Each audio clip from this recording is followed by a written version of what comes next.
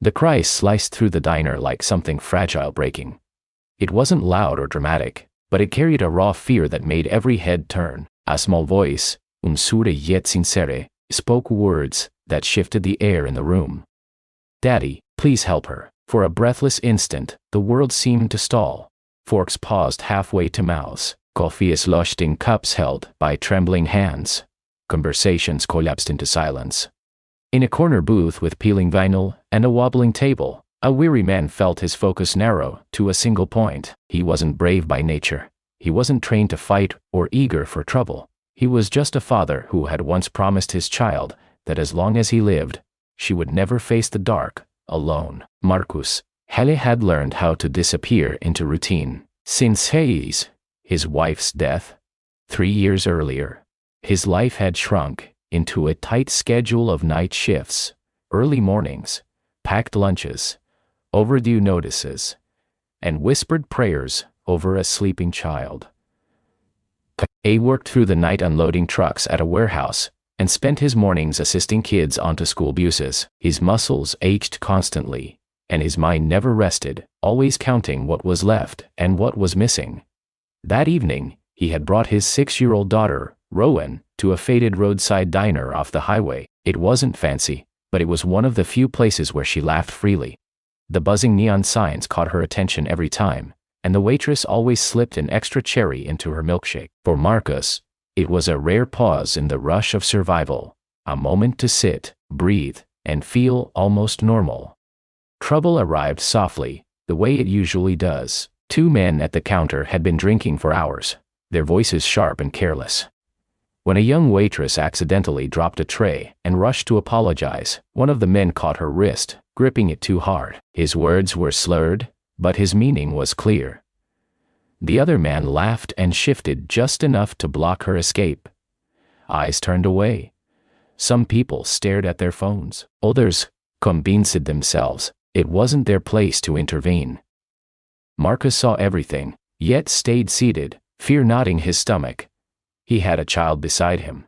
He had no savings, no backup plan. One wrong move could cost him everything.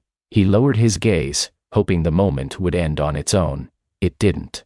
The waitress struggled, panic flushing her face as she tried to pull free. That was when Rowan slid off the booth, her small fingers clutching her father's arm. She didn't understand danger or consequences. She only understood that someone was being hurt. Her voice was quiet, steady, and impossibly clear. "Daddy, please help her." Something old and powerful surged inside Marcus. The fear didn't vanish, but it shrank beneath the weight of the promise he had made years ago. He looked at his daughter's face, trusting him completely, and stood up. Chairs scraped against the floor. One of the men turned, sneering, and shoved Marcus hard in the chest. He stumbled but stayed upright. Another shove followed, rougher this time, accompanied by mocking laughter. What happened next was not heroic or polished. It was clumsy, fast, and driven by instinct. Marcus raised his arms to block a swing, drove his shoulder forward, and used the counter behind him to keep his balance. One man slipped and crashed into a stool. The other lunged again but lost footing and went down hard. Within seconds, both men were on the floor, stunned and furious, while the diner echoed with gasps instead of music. Marcus backed away immediately. His hands shook, his heart pounding painfully in his chest. There was no sense of victory, only dread. He imagined flashing lights, courtrooms, lost jobs, and his daughter asking why he couldn't come home anymore. The manager called the police. The waitress crouched nearby, crying softly. Rowan stood frozen, her eyes wide, not afraid, just confused. When officers arrived, witnesses finally spoke. Security footage confirmed the events. After a tense exchange, Marcus was allowed to leave with a warning. He walked out carrying a heavier weight than before, pressing down on his thoughts all night. Sleep never came. He replayed every second, wondering if he had shattered the fragile balance of their lives. The next morning, he hugged Rowan longer than usual, before sending her to school, and went to work bracing for disaster. Instead, near midday, his supervisor called him into the office. Sitting there was a man in a tailored suit, calm and composed, completely out of place among concrete floors and forklifts.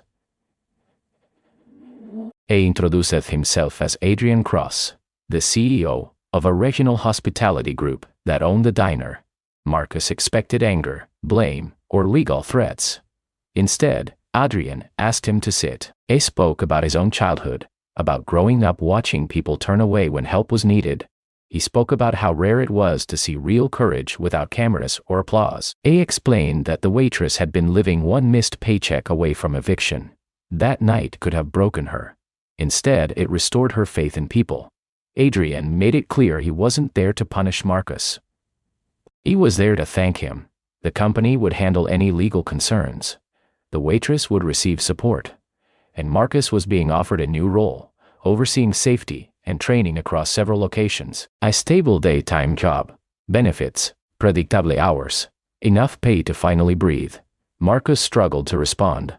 He thought of Rowan's small voice, of the example he had set without understanding the cost. His eyes burned as he nodded, overwhelmed by the realization that doing the right thing hadn't ruined his life.